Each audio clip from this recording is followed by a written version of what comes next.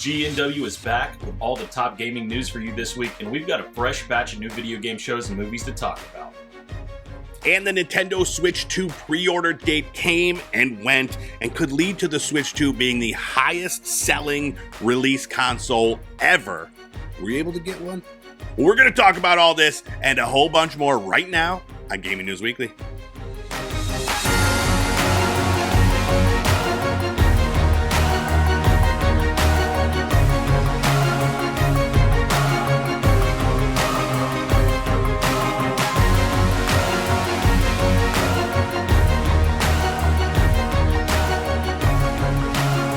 What's up, everybody? It's time for another episode of Gaming News Weekly, the best weekly video game news show out there. Every single Monday, we're bringing you all the biggest news from the video game industry. You can find us on YouTube, podcast services everywhere. My name is Erect the Red.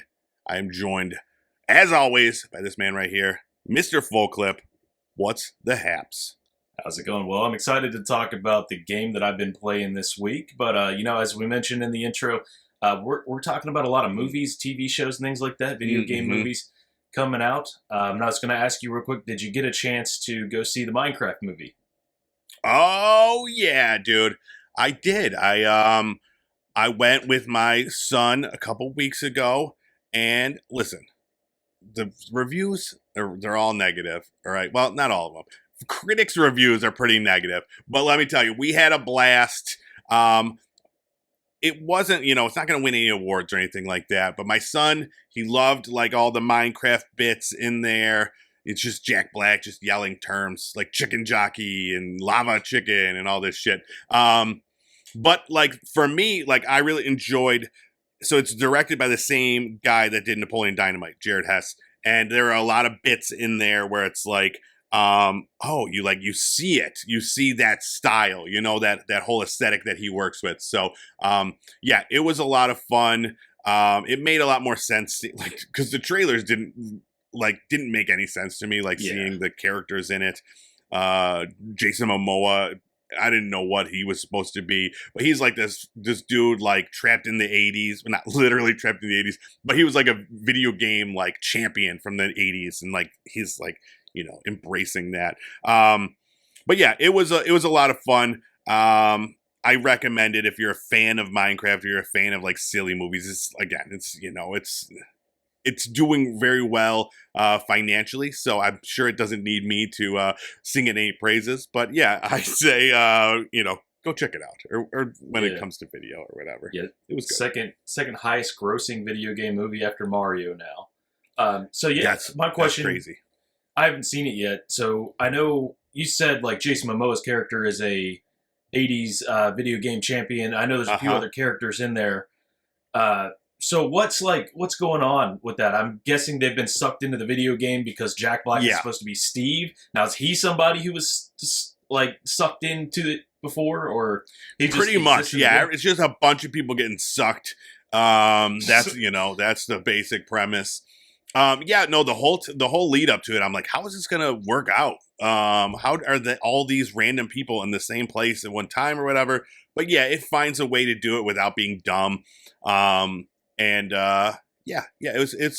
fun. There's a lot of like little Easter eggs that I think people will enjoy if you're at all familiar with Minecraft. And then there's tons of stuff that even if you aren't at all familiar with Minecraft, you will laugh at or enjoy. It's a very, very, very silly movie. So, yeah, I recommend it.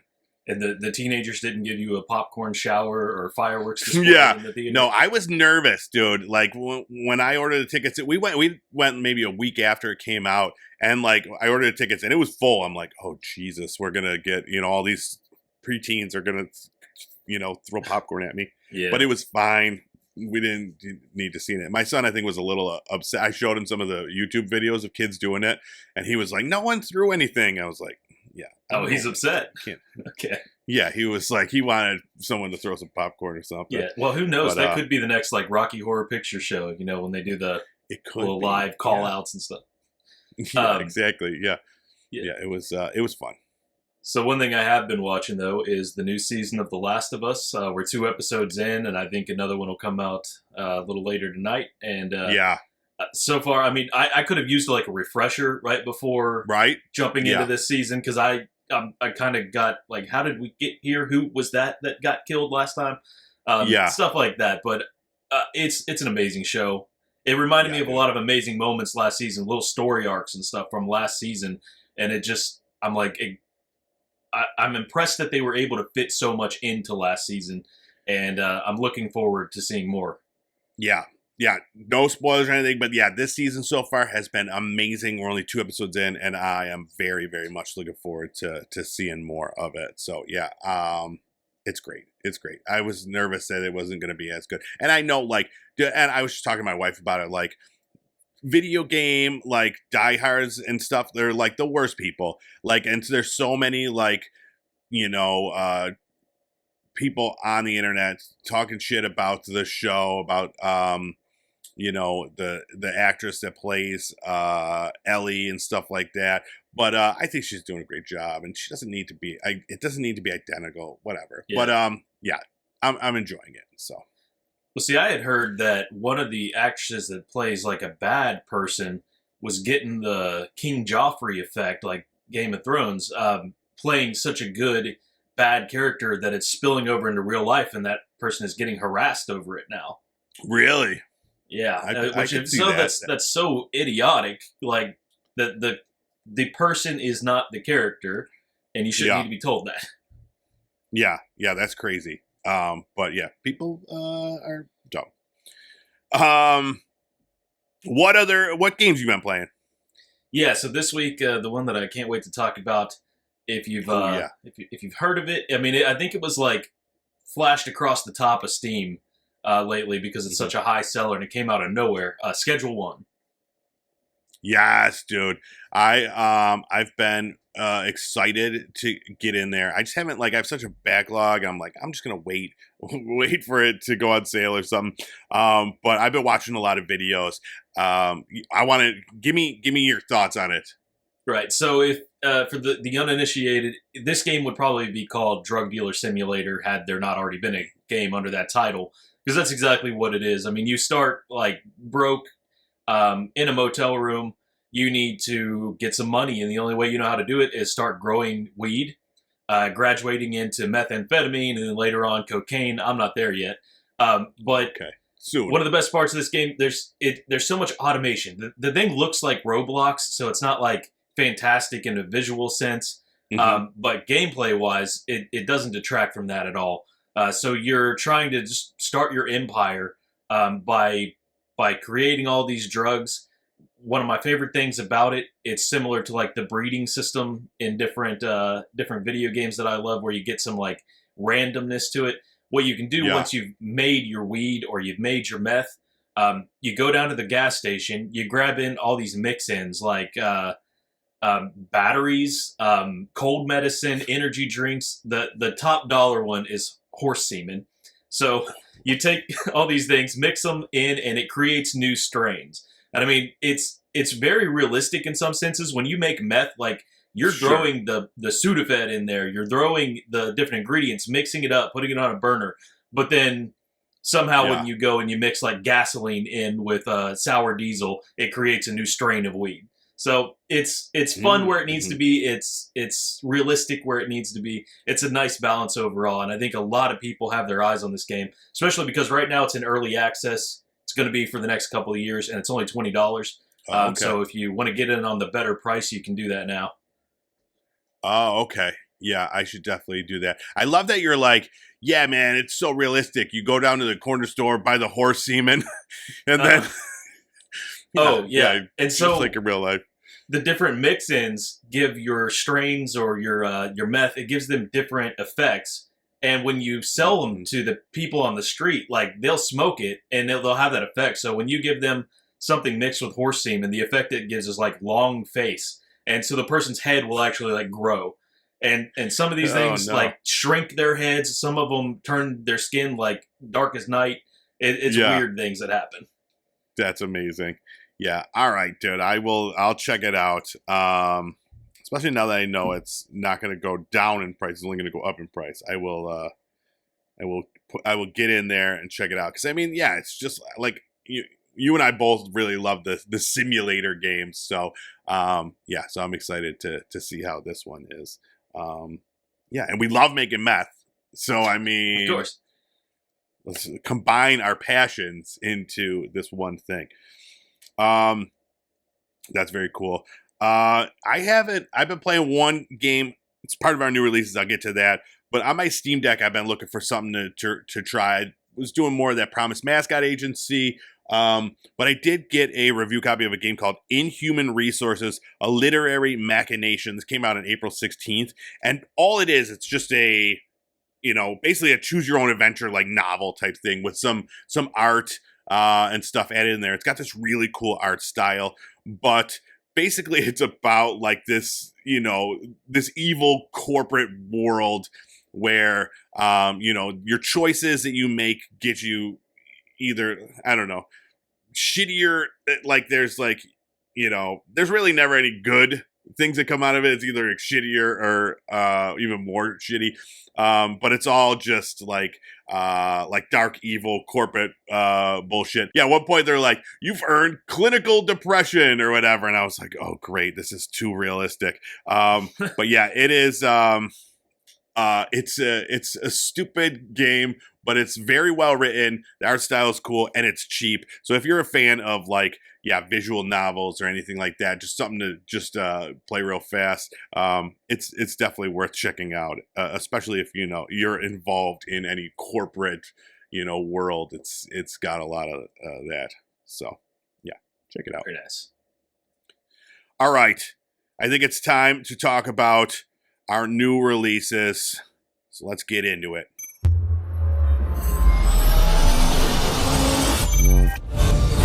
All right, the first one was a big one, a shadow drop. We love the shadow drops. Came out April 22nd. The Elder Scrolls 4 Oblivion Remastered came out on Xbox SX, PS5, and PC. This is a nearly 20-year-old game, fully remade from the ground up. Using the Unreal Engine 5. They redid some of the combat to include dodging. You can now sprint. So yeah, it's not just. I mean, it is just a remaster. It's the same basic game, but they added a lot to it to kind of bring it to life more than it was 20 years ago. So yeah, it's got all the DLC included in there. Did you ever get into Oblivion? Not really Oblivion. I mean, I played Skyrim a lot. That's sort of a period when I jumped back into gaming. So I played through that a couple of times, not all the way, but I went back and played a little bit of Oblivion because they either had like a super cheap sale, like $3 or something on Xbox or PlayStation back in the day, or maybe it was one of the free ones for the month. And at the time, it feels familiar, like Skyrim, but it just felt so dated that I really couldn't get into it. Sure. Yeah, and I've read that about it. I mean, it's almost a 20-year-old game, and it's just I know some people like the idea of it because it's just you're just kind of living in this world or whatever. But I know some of the things they did for this remaster was to kind of make it a little bit more like Skyrim, in terms of some of the features that they add and that sort of thing. One thing I've read that people are still upset about is the level scaling. That as you progress through the game and get more powerful, all the enemies also get new equipment and are also very much so you never really feel like this champion that's out there crushing things. So I get that seems like a dated way to do things, but whatever. And then another few negatives are some of the bugs that have been in the game from the beginning are still there. You're still finding, these same bugs 20 years later. And then some people on Steam complaining about optimization issues, whether it's from Unreal Engine or just, whatever. Dated hardware. But, yeah, exactly. So, otherwise, yeah, it's Oblivion, man. It's back. People are excited. I've never been one to get into the Elder Scrolls games. They're too big, and give me anxiety. But I'm happy. I'm happy for the people. Do you think? I was surprised this one came out $50. I mean, I guess it's a big game. It's got all the DLC, but you know, remasters, I think, should always be $5 tops. Ooh. I don't know if it's like an add-on or something. I could see that, but assuming Okay, they fine. put a lot of time. $7. Yeah, top dog, best I can do. That's all I'm paying for this remaster. $8 is my final offer. But yeah, no, 50 bucks and then $60. And I was a little bummed that they released it 2 days before this game. Clair Obscur Expedition 33 came out April 24th on Xbox SX, PS5, and PC. This is a game I've been very much looking forward to. It's the debut game from Sandfall Interactive, set in a beautiful world, Belle Epoque. I had to look that up because I've been saying it a lot. It stands for the beautiful era. It was an era in France in the late 1800s. And that's what it was called. And that's the style of this game. So everybody's like kind of has that dress, and it's, you know, it's a French studio. Everybody speaks a little bit of French. But the story is an amazing story. It's about this paintress who's this giant lady who changes a number on a mountain every year. And every year, whatever number it changes to, those people are basically just erased from the world. And every year there's an expedition to go stop her so that she doesn't keep going back and back. So it started at 100, and now, you know, whatever, 63 years later, we're still having this problem. So every year there was an expedition that went out and tried to stop her. And this is Expedition 33. You're out there, you're trying to stop the paintress. And the gameplay, it's a turn-based role-playing game at heart, but there are real-time events that take place during the fighting. So, you know, you don't just hit attack, you do have to like follow it up with some button presses. Same thing when you're defending, like they'll go to attack, but you have to dodge or parry or jump. And as you learn the enemy's move set, it gets a little bit easier to get through them. But like at first, you know, you first go fight this enemy and they do the fake outs, like they're gonna like punch you and then they stop and then they punch you, and like by then you've already dodged, you've already parried, and then you're getting blasted. But the fun part, the part that's addicting to me, is that as you're going through, you're getting better and better at timing these. So now, like, if you've fought the same enemy enough, you know their weak points, you know how to dodge. Like, there's times where I'm going through now and I'm not getting hit once, and I find that very, very enjoyable. And so, like, both the story and the gameplay are crushing it, and it is absolutely already, like, my game of the year. Like, it's going to take an amazing game to bring this one down a level. The characters are so well written, so well acted. The soundtrack is amazing.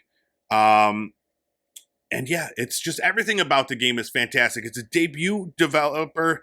They put the game out at a lower price point, which is $50, which is so cool. It sold over 1 million copies the first few days, and right now it's at a 91 on Metacritic. Like, it's a fantastic game. So yeah. that is pretty cool. Because I'm sure, like, if it is really widely hailed, and it comes award season and it's one of the top contenders for the official, like, game of the year, it's going to be in a bracket of like $80 games, maybe even $100 games, depending on how silly this gets. Yeah. Yeah, the fact that this is not a AAA game, it looks, I mean, if you didn't say anything to anybody, I mean, it looks like any huge developer could have put this out, charged $70 for it, and it would have done just fine. The fact that it is a AA game from a brand new independent developer that was able to create something unlike we've ever seen before in a game, it's fantastic, dude. I recommend it to everybody.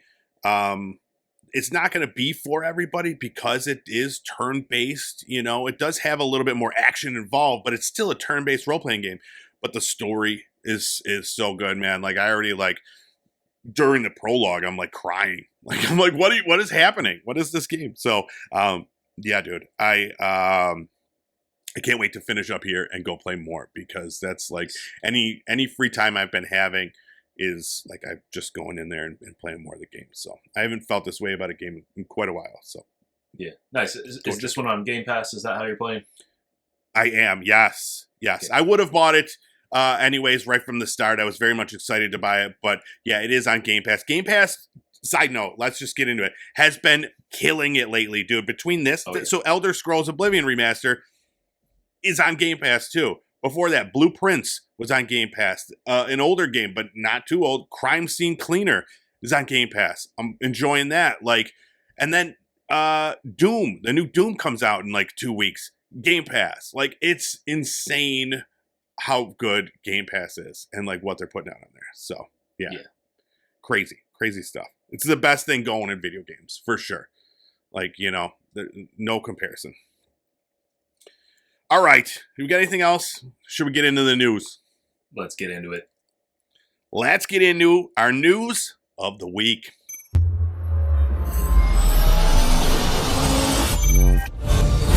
All right, first thing I want to talk about is the Nintendo Switch 2 pre-order event that happened last week. We won't get into it too much. We've been talking about Nintendo Switch 2 a lot, but the pre-orders kicked off April 24th after it was delayed a few weeks due to the tariffs and trying to figure out pricing and that sort of thing.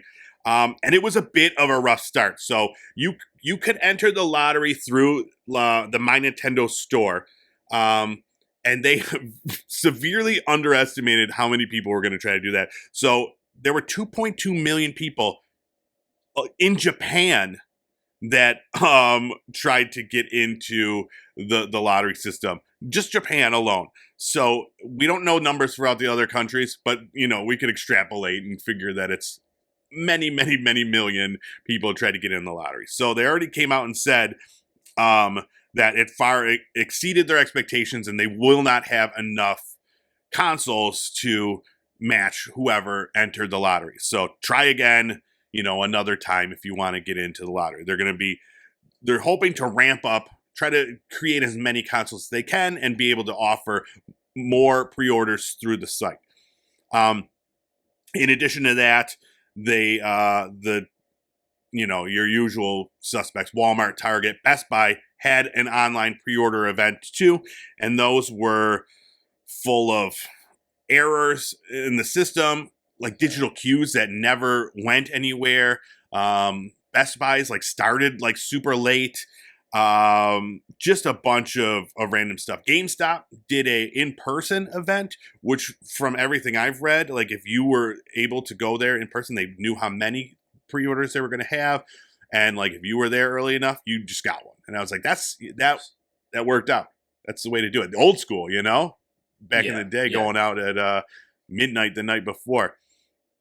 You know, scalpers can't really do much in that scenario. As with all these digital releases, they're just going to create fake accounts. They're going to have 10 bots going, trying to get all the consoles they can. Exactly. So yeah, man, it was rough. I know you weren't trying to get one at pre-order, but yeah, what are your thoughts on this whole craze?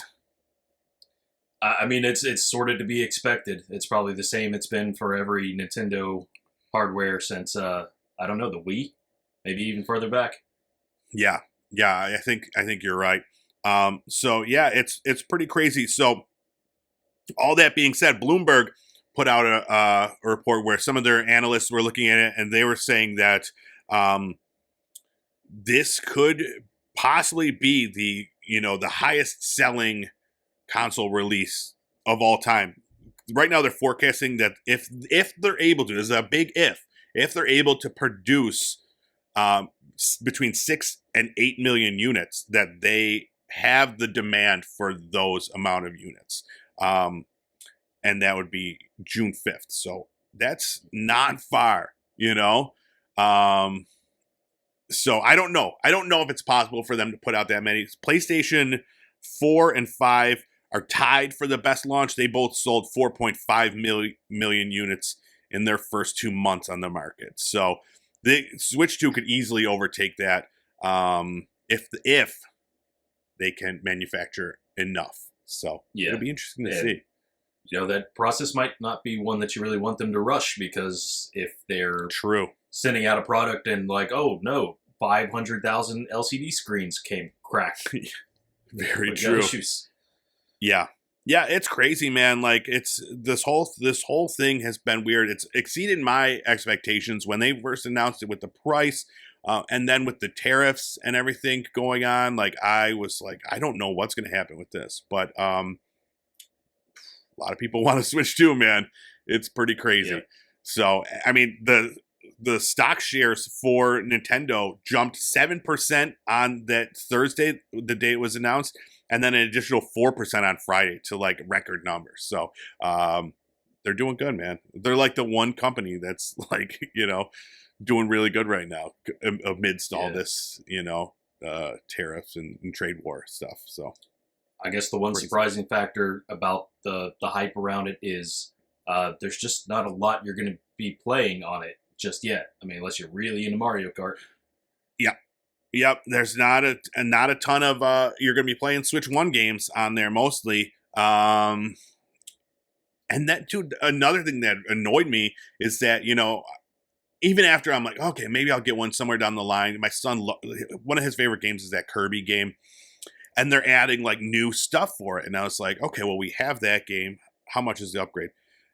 It's going to be $20 to get like the upgrade to the Switch 2 and get some of that new stuff, which is crazy. It's basically like $20 for like this DLC, which I don't even know how much it's going to be. But like, I don't know. Again, I'm like, old man yelling at the clouds over here about these prices, which don't seem to affect anybody else. But yeah, I don't know. I don't know. Is that DLC available on Switch 1, or is that only if you get the upgrade on the new? Yeah, $20 seems okay to me, because I mean, back in the day, we were spending $15 or $20 every Call of Duty DLC, and you expected like 3 a season.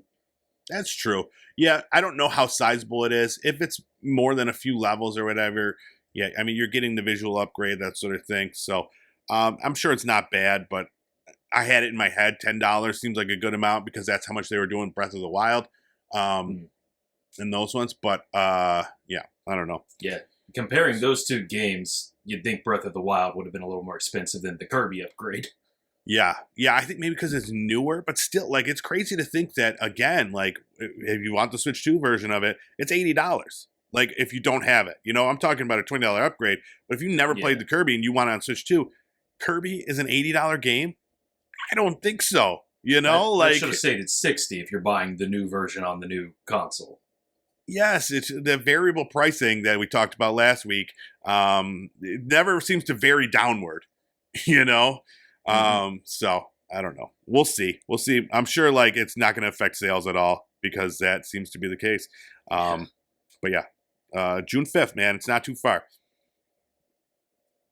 All right. Well, we're talking about systems and things being created. We got to talk about this Sony patent that has people a little bit upset, a little bit nervous about what this means. So they just patented a new piece of multiplayer tech that it's called real-time augmentation for cross-platform play, and it offers an even playing field in multiplayer games. So now this is just for cross-platform, and I think my take is that it's like kind of like an aim assist when you're playing against people on PC. People are already like, well, this is bullshit. Like, they're making it easy for like whatever competitive gaming. And I'm like, I don't know if that's what it's for. Now, again, this is just a patent that's been filed. We don't know much information about what it's done. One of the things I saw is that let's compare it to like when someone's playing a mobile game against console gamers. They're definitely at a disadvantage. So this patent could maybe, be introduced to help them have a console player have less of advantage even, So it's using AI to kind of change things within the game. I don't know exactly, what. There's a bunch of things it lists that it could change in order to level the playing field. So I don't know. It definitely seems like a slippery slope, but I don't know. What are your thoughts on it? Well, I mean, as far as what changes it's going to make, that's just going to depend on the game. So if we're talking about like Call of Duty, for instance, and this being a Sony-only patent. I mean, this is going to probably only apply to Sony games and not a Right. lot of cross-platform games, but I don't know. It's just going to depend. If we say that this is like Call of Duty, they already have their own problems with skill-based matchmaking that everybody kind of hates. And this just seems like more of the same of that. Are you going to, punish players for being at a little bit of a higher skill level? Because how are you going to differentiate between skill and the difference in your console or crossplay? Right. As far as mobile gamers getting an advantage or a disadvantage to the console player or PC player to make the mobile player feel better, I'd say just don't have that crossplay functionality. If it's that bad, and we're talking about like Fortnite or a game like that where it matters that much, just don't cross those over. But then when it comes to like PC, console, if you really need to level the playing field, I don't think you should. Because some PC players have the option of playing with a controller. And then you've pretty much got, on modern consoles, the option to play with keyboard and mouse. So if you want to have the advantage of a keyboard and mouse, go get a keyboard and mouse. If you don't care about having a disadvantage of controller, plug a controller into your PC. I just think they're trying to overcorrect, and it's going to make it, less fun for people in the end. Yeah. My thinking of this is that, again, this is going to be, it's causing headlines because of what it's saying, but I think it's more of a nothing, because I think like you said, if it's just for PlayStation games, I mean, this is intended for cross-platform, so it would be PlayStation to PC, and then, what games is it going to be for? Like for me, if I'm playing a game that has cross-progression or cross-platform play, I just shut off the cross-platform play if there's PC on the other end, because I know they're just clicking on my heads and I'm using the aim assist, so I do have a disadvantage. All these PC people, shit, I could click on someone's head too. It's not that hard. When you got to use your fingers, man, then talk to me about that. But anyways, I don't think I don't know when this is going to be used. I think it's probably for live service games that they're trying to bring in, sell it. Like you could play your Zenless Zone Zero on your phone, and you could also play it on the PlayStation. But is it harder? Let's make sure it's not. Like, I don't know. I think people are getting worked up about this. Again, I don't like the idea of introducing mechanics that are going to make something easier or less easy for somebody. I think that's dumb. But until we know when they're utilizing this and for what, I'm not going to really, I'm not going to lose any sleep about it. But it is pretty crazy. But so much speculation where it's like, you read these articles and people are like, Sony is the worst for doing this. And I'm like, but what are they doing? I don't know. So we'll see. Hopefully, I don't need any nerfing. I don't need any hand holding. The best there is at everything. Yeah. We'll see when it happens. The first time there's like an egregious use of this and people are up in arms, they can probably strip it back out. Exactly. Yeah, I don't know. We'll see. Or if it even if it ever even happens, just because something is being patented, we may not ever see it ever again. So We'll see. All right. Let's move on. We've got some new release dates to talk about. First up being Ghost of Yotei got a release date and a new trailer. It's coming out on PS5 October 2nd. And this beautiful new trailer. And it shows like the story. And the story, I'm just going to read this little blurb because this got me like fired up for this game. A gang of outlaws known as the Yotei Six took everything from Atsu. They killed her family and left her for dead, pinned to a burning ginkgo tree outside her home. But Atsu survived. She learned to fight, to kill, and to hunt. And after years away, she has returned to her home with a list of 6 names: the snake, the oni, the kitsune, the spider, the dragon, and Lord Saito. Dude, this sounds just like an Asian Kill Bill, dude. And I am here for it. And then you have to go hunt them down one by one. You could choose which order you want to do it, and it's like, dude, I'm more excited for this game than I was. So pretty cool. You had me at ginkgo tree. I knew I would. But yeah, so you can pre-order this May 2nd. It's going to have a few different, you got the standard edition for $70. If you pre-order it, you get a in-game mask as well as some PSN avatars. There's the deluxe edition for $80. That includes some in-game bonuses, some armors, and that sort of thing. And then if you're a baller, you got $250. There's a really dope collector's edition that has all the digital pre-orders, but it's got a replica Atsu ghost mask, and then a couple really other cool replica like sashes and like stuff. So yeah, only $250. Listen, if you got enough to buy a Switch 2, you could buy Ghost of Yotei Collector's Edition for $250.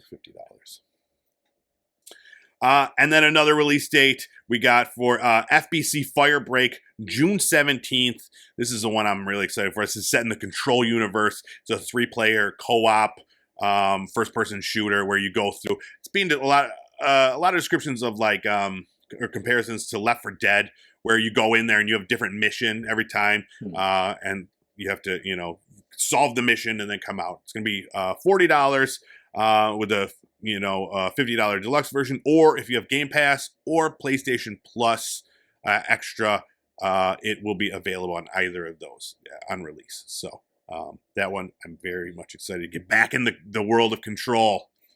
Yeah. So I sort of saw this as a take on Call of Duty Zombies to an extent. That's what it reminded me of, just based on what I played. But you know more about Control than me.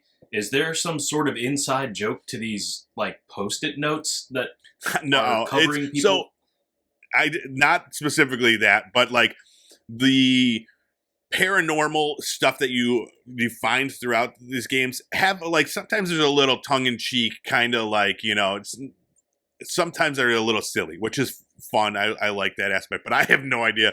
But yeah, I'm excited to do that one. That's I'm like, I can't wait until I get to the Post-it note mission of FBC Firebreak. It looked like it was 90% of the game from the trailer. Yeah, I don't know. But yeah, I'm excited for June 17th. Gonna get in there and shoot some ghosts. All right, now we got some new game announcements here, starting off with Star Wars Zero Company as a new game announced during the Star Wars celebration. They got to see it. We got a trailer, kind of like a teaser trailer. Really didn't show too much of the gameplay, but we did see that it is a like a tactical. It's like XCOM, like a tactical shooter type situation, but set in the Star Wars universe. So, it's exciting. And it's the Star Wars universe that you and I more appreciate. It's the like the Rogue One Andor kind of storyline. So, grungy. Yeah, exactly. So I think that's pretty cool. This isn't just a Clone Wars game. They said this is a game in the Clone Wars, but from a new angle. This is really Bit Reactor, that's the developer. It's their vision. It's their Star Wars story, and we're here to help them tell it. So you're going to see influence from the political intrigue of Andor. You're going to see the gritty battles of Rogue One. You're going to see the wit and wisdom of A New Hope. It's a Star Wars game through and through. So, I am kind of newly into the tactical like shooters. So, that plus being like a Rogue One story, I was like, all right, maybe I'll check this out. Prior to any of that, I would have just written it off. I'm like, yeah, whatever. But they got me. I'm intrigued. Would you ever play one of these tactical games, or is that too boring for you? I haven't played one since way back, like PlayStation 1 or 2 era. Yeah. It does seem a little boring to me, but I'm watching. I got my eye on this one. We'll see if it's fun. All right. We'll wait and see on that one. We don't have a, I think this one was like 2026, I think they said. There's no window or date or anything, so we gotta wait. Another one I thought, you might enjoy. Into a Hearth Yonder. What a title.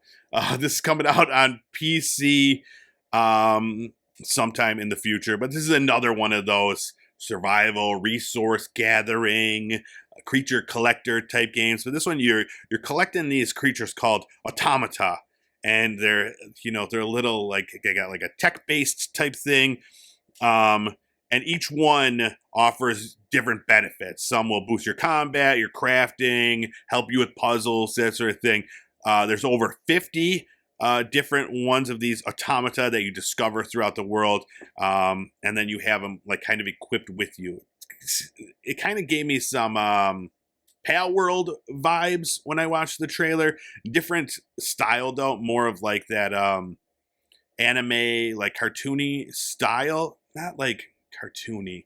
It looked more realistic than Pal World, but still with like that anime kind of look. I don't know. But yeah, it intrigued me here. You could play it co-op. You could play it with friends. Not that we need any more of these resource games, but this one had a different vibe that I was into. What do you think? Yeah, and that's the thing for me. I just need to see a little bit more. I mean, we're probably early in if they're just announcing the existence. Yeah. So let's see, like, what is the draw? What sets this one apart? Because, like you say, there are a lot of them, and a lot of them probably do it a little bit better. But if this has some unique mechanics, or I didn't really gather much about the story, who you are, why you're there, from the trailer. Yeah. It's a, I'm looking at the Steam listing right now, and it really doesn't say much.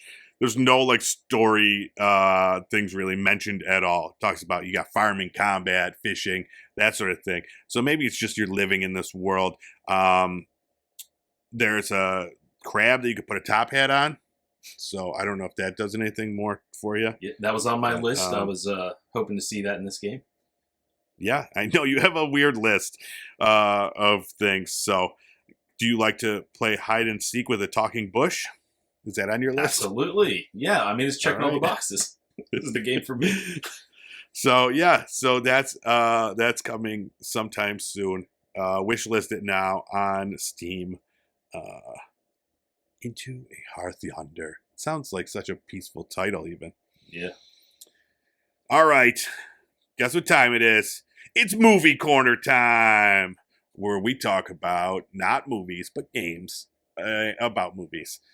First thing we got to talk about, though, is not going to happen, but we got to talk about it because Supermassive Games, the people that did, Until Dawn and The Quarry, we're going to be making a Blade Runner game called Blade Runner Time to Live, and it was going to be this character-focused cinematic action-adventure game.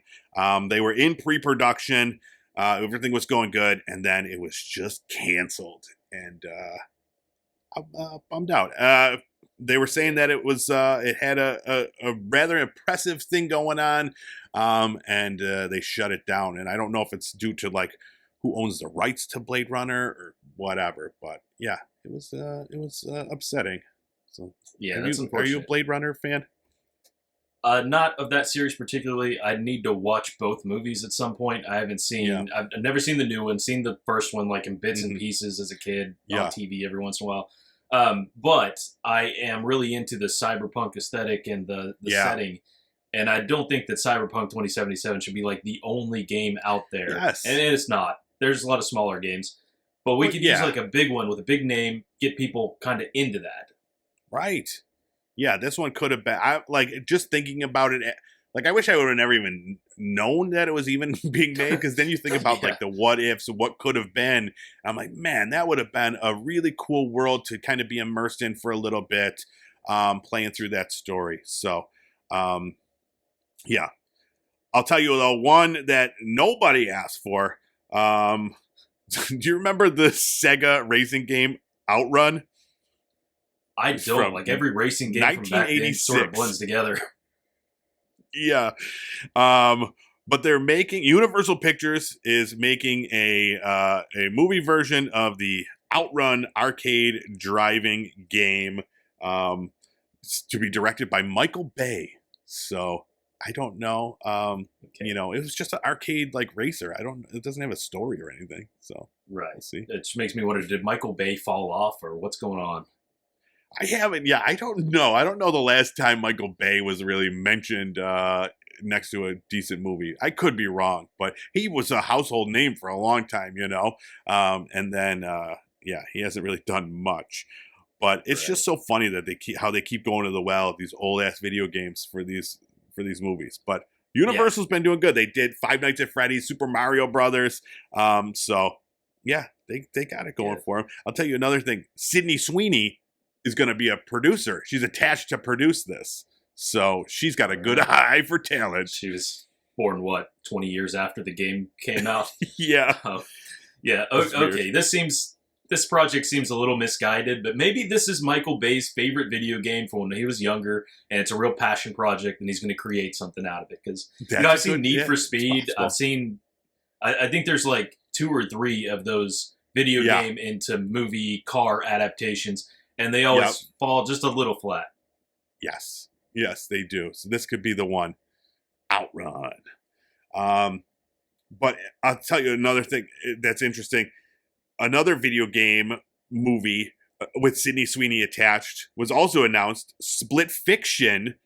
It's only been out for a few months, but already there's a movie in the works with Sydney Sweeney set to star in it as one of the 2 main characters in that, and also produce. So she's making the rounds in the video game world. Yeah, the surprising thing about this one is the timing, I think, is that it has really barely been out. And once it released, I haven't heard a lot about it. We haven't really talked about it much on the show since release. I think because it's on the back of It Takes Two, it's probably getting a little more notoriety than it seems to deserve. But I don't know. Maybe we'll be talking about this in Game of the Year. Yeah, it has been, I think it's still the second highest rated game of the year still. So it's definitely up there. It'll definitely be in Game of the Year chat. But yeah, I don't know. It did a lot of stuff came out, so it did kind of fall off a little bit. But we'll be talking about it as soon as this movie comes out. Sydney Sweeney, and with John Chu directing. And the script being written by Deadpool and Wolverine screenwriters Rhett Reese and Paul Wernick. So it's got a lot going for it. I don't know if that's a good thing or a bad thing. I'm not a big fan of the Deadpool movies. Really? Did you see Deadpool and Wolverine? I hadn't seen that one, so if it's different... It's good. It's not different. It's still, if you don't like the other Deadpools, you probably won't like it. But it's really good, man. I'm a big comic book guy, so, I have this beam of light on my face. It's really freaking me out. So yeah, that's it's a big time movie games coming. Speaking of movie games, though, Until Dawn just came out this past weekend. Not doing well. Yeah, it's got 51% Rotten Tomatoes, and I don't know if people are going to see it at all. But it looks fine. It looks good. I'm excited to watch it when it comes to video, when I can watch it from the comfort of my home and be scared. So, yeah. So that's what is a good? Before we finish up, that's all I've got for news. But before we finish up, what do we want to see? What's the next good video game to movie adaptation that we want? Schedule 1. Yeah, that'll happen. And it's funny too. Like we talked about it maybe a couple weeks ago. Clair Obscur, that's already been sent out for the movie adaptation, which is crazy. But before it even came out, so because I was going to say that one, but that's already happening. So yeah, I don't know. Yeah. Schedule 1, that'll be a good one. That's just Breaking Bad, really, right? Just making bad. I mean, I want them to blow the budget of the movie on like tanks of horse semen. That's the only way to do this movie, right? Listen, I got a hookup for that, so send him my way. Yeah, I don't know. We'll think about it. Let us know if there's any cool. I would love a Bloodborne movie, but I don't know how much that would happen. Here's a real answer with the Mario movie that came, and now that I'm saying this, it seems like we may have already said something about it in the past. A Zelda movie. I think we're overdue. Yeah, that's coming. That is, I think it's in the works right now. Yeah. So absolutely, that one will be. I'm sure that will be amazing. So yeah, and I'm not the biggest Zelda guy, but Yeah, same here. And I don't know that live action would be the way to go. I'm thinking like whatever Illumination was doing with the Mario movie, just do more of that. Yeah. Yeah, I think that would be fine. But if they could do a live action and do it well, like that would be amazing. You know, like Lord of the Rings kind of vibes ish. You know, Yeah. That would be awesome. So yeah, that'd be cool. All right, that's all I got. You got anything else? No, that's it. All right, I gotta go play some more game. This one light is really blasting in my face. Thank you so much for checking out this episode of Gaming News Weekly. Go check us out at YouTube at Pop Culture Playground, where you can find the video version of this, complete with all the trailers. You can see this light on my face right now. It's real cool. Or if you don't want to see the cool light on my face, you can just listen to the podcast. Anywhere podcasts are found, just type in GNW, and there you'll have it. Without the light on my face, but still with the light in your heart. And, our socials are TikTok, Blue Sky, doing the thing. I've got real frustrated with TikTok because my other account got hacked and I haven't gotten it back yet. And I'm just real annoyed. So I haven't been posting anything. So I apologize. But, I'm just real annoyed. It's a whole thing. That's all I got. You got anything else? No, that's it. All right, let's get out of here. Thank you so much. We'll talk to you next week. We'll have all the biggest video game news. All right, bye-bye.